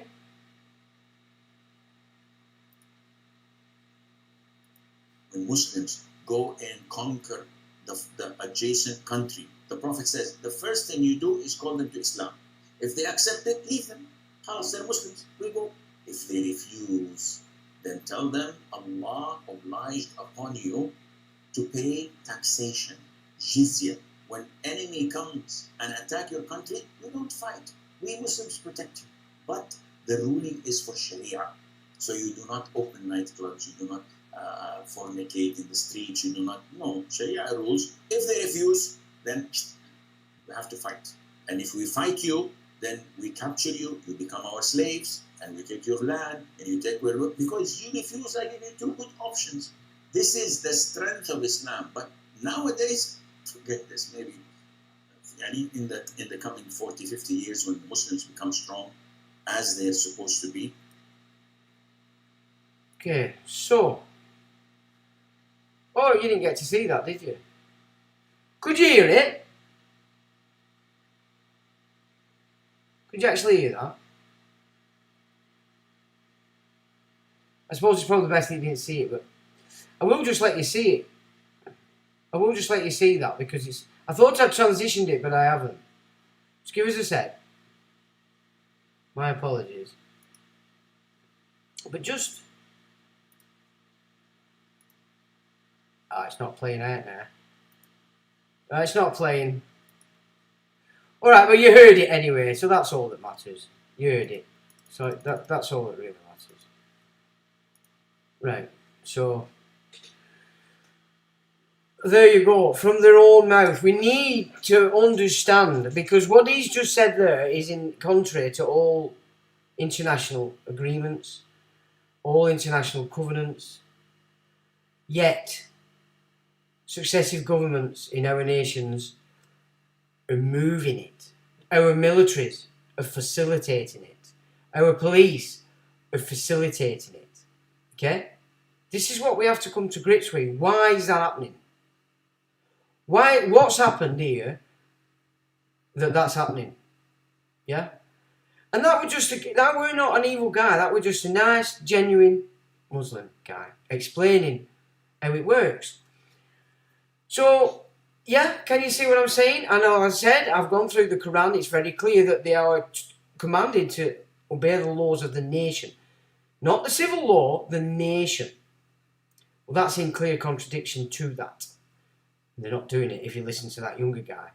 So we need to start to accept and acknowledge that this is that feeling you get. It's not all Muslims, because if they're real Muslims, they're not that way. But there's more and more of them are coming with that attitude that that's what they want to do. They want the slavery. They don't want that's what they want. So it does go with Kalergi plan. You're absolutely correct. Absolutely 100% correct there. It does. And I do have that. But it looks like my... see, there's something not right. I'll move... Let me have a look. So it comes up there, but it's not transitioning. So that's weird. I don't know why it does that. Unless there's something else I'm not doing. But I think it could be down to the fact that YouTube is so shadow banning this channel. It's ridiculous. I mean, I don't get notifications. They're taking my comments off my channel. I don't get notifications, subscribers. That's blocked. That shows itself in here because I don't get... I'm supposed to see live as I get new subscribers. The last subscriber this picked up was 4 months ago when I first installed it. So it obviously grabbed it at first, but it can't grab it again because it doesn't update it. So basically, that is where we're at. And as I said, we looked into this. Let's have a look. I'll just say it again. It says, if people base their identity on identifying with authority, freedom causes anxiety. So immigrants that come here to a free nation become anxious. Do they not? But that's not on us. They're guests. They must then conceal the victim in themselves by resorting to violence against others. Arno Gruen gave us that. So this is what they're controlling. This bubble, these elites, control that frequency of existence. And it keeps you fixed into this false paradigm, this fake bullshit. Well, I did. It transitions on here. No, so what it does, it transitions. So you have it in studio mode. I've got two screens I'm looking at. When I'm playing about for what I do next, I can put it on this screen and then I have to transition it to go over to the other. Now, it works until I go back to my big camera, and then if I go back to that scene, it won't transition it. So I must have to put the URL in again. I can't get it to transition. But the Kyrgyz, let's have a look, because we will do, I forgot to do the Culpeppers last week as well, which I'm going to make sure I do this week, because so let me just have a look here. So if I go Kyrgyz, because there is a bit of an interesting Kyrgyz. Here we go. So I've got him. I'm going to have to put this in. So if I've got him up. Window capture. But I have to go in here now. And it should be in there. And it's not. See, that should be in.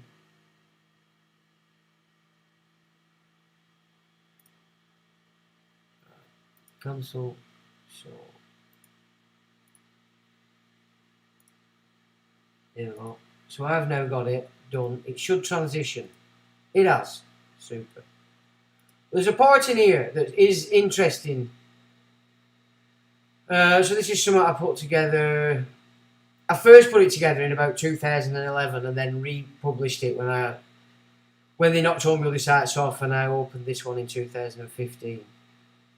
But there's a very interesting quote in here as to what it is they're trying to achieve. But this, of course, is the Aryans, remember. The Aryans are in full control of all the Eastern races. They've took over China now. I've gone past it somewhere. If I can't find it, I will put it on for you to look at. Where is it? But basically what they're saying is they want to turn the world back into ancient Egypt. But then when you consider what they're actually doing in relation to these phoenix cycles, I think that's just to excite.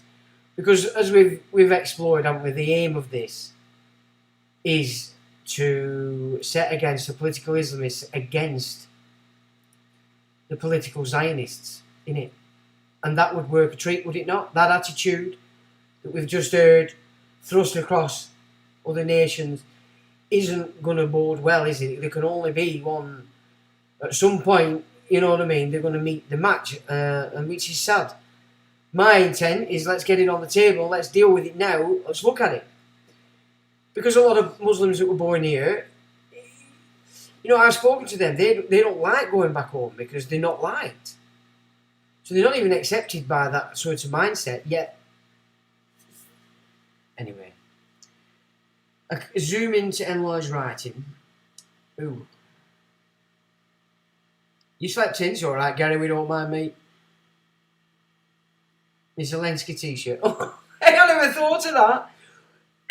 Well, green, of course, it encourages passivity. So the colours, so your alpha it's a pretty good mood in it, because alphas are we're on it. Beta condition is nervous and confrontational, and that colour's red in it. And then theta, which is blue, which is my favourite colour, is very creative. But green is passive. So that's why I thought I'd play with them today. But you're quite right, it's the Zelensky shirt. I never thought of that. Well done, man. So, where's all the water supposed to come from? Well, if Antarctica melts, matey,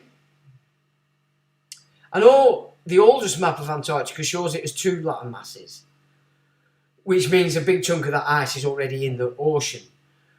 But the ones that are over the land masses itself, if that bumps, because it can't come out of the atmosphere like it did originally, the firmament, because that was the firmament collapsing, weren't it? So I can only assume It's a melt, but I don't know. I mean, water's under the earth, isn't there, as well? And they get spewed up to the surface. But anyway, that's Edgar Cayce's, which back in the day, a long time ago, I'd studied his books. I was very well aware of his stuff, and obviously when I got online, I started making reports about it. So that's quite an old report, really, but obviously I've republished it on this website. But I mean, when you get Nostradamus as well, there's Mother Shipton. I mean, probably a lot of you have not read Mother Shipton. I well advise you do. You probably would never think of doing, but these are your prophecies, you know what I mean, for our time.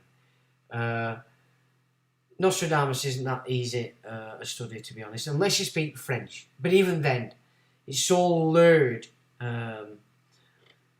depending on how much information you've got within yourself and grasp. It'll depend on how you understand Nostradamus. But I'm sure the Edgar Cayce scenario isn't the 241. It could be the 2461, but so I don't think it's going to happen in one thing. Let me just think. I don't think it happens like that in one event. A bit like Atlantis didn't collapse in one almighty event. It were successive catastrophes, weren't it? So I think it's a bit of that going on. But I would say melting icebergs perhaps would raise the sea. But that doesn't look like sea level raising. That looks like Earth collapsing. Like it goes under. It disappears, you know. So maybe it's not a water level rise at all. Because remember, we're on the Appalachian Mountains that go under. So mountains in South America are the same mountain range that parts of British Isles are made up of. But you can't see it. It's obviously it's all underneath. So it could just be massive tectonic movements, couldn't it? But for to go and who knows? I mean, one thing we do know, whatever and however this place works, they don't want us to know that, and they've been keeping it from us for quite a long time. Unless you can sort of look at the Eastern philosophies from perspective of electromagnetism. So occult, basically. You know, what you get force-fed to religion is just basic stuff. Everything else is hidden from you. Which is why people don't understand it in these terms. 40, with the 40 watching, that's not bad. It has gone down a lot though, since beginning. There were a lot more on early days. Do you have... I'll find you a link so you can see how to do it. Alright, yeah, thanks for that. Although I've been watching videos. It's just, I think a lot of my problems might be down to the fact that my channel is being controlled to death. And so this thing can't access everything. But I don't know. I've done what they told me, what it were telling me to do anyway. I've got comfortable with it, but still. But if it's only a case of just shifting URL, it's not that bad. Control the mind, control the people, absolutely. Yeah, thumbs up. I think it matches. Although I think they take them off. Right, our Culpeppers. We've got some Culpepperish going down. Right. Beans. So, it says both the garden and field, beans are so well known. Oh my God. That it saveth me labour of writing any description of them. Government and virtues, they are plants of Venus, and the distilled water of the flowers of garden beans is good to cleanse the face and skin from spots and wrinkles, and the meal or flour of them or the small bean doth the same. Fame. The water distilled from the green husk is held to be very effectual against the stones, so that's kidneys, and to provoke urine. The bean flour is used in poultices to assuage inflammations, rising upon wounds, and the swelling of women's breasts caused by the curdling of their milk, and refresheth their milk. How interesting. The flour of beans and fenugreek mixed with honey and applied to felons, boils or bruises or blue marks by blows, or the impostumes in the kernels of the ears, helpeth them all. And with rose leaves, frankincense, and the white of an egg being applied to the eyes, help of them that are swollen, or do water, or have received any blow upon them. If used with wine. See, there's always a bit for wine in here in these places. If a beam be parted in two, the skin being taken away, and laid on the place where it leech have been, set that bleedeth too much.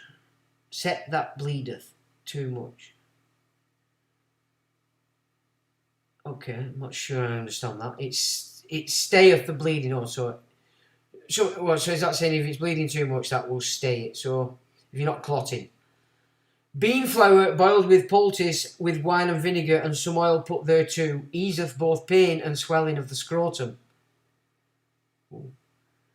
The husk boiled in water to a consumption of a third part thereof stayeth a lask, and the ashes of the husks made up with old hog's grease helpeth old pains, contusions and wounds of the sinews, and sciatica and gout.